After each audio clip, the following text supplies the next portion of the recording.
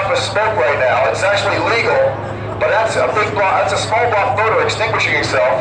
That's going to mean a call to David Van Horn Sr. come Monday morning and say, David, I need a small block. I didn't blew up the power plant.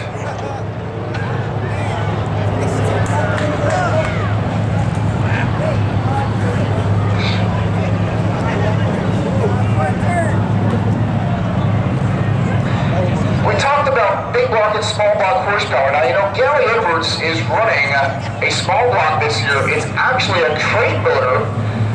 We probably suspect they may have put a 4-barrel on for tonight's qualifier, but that's actually just a little $7,000 small block power plant, the GM 602 crate motors that help the sports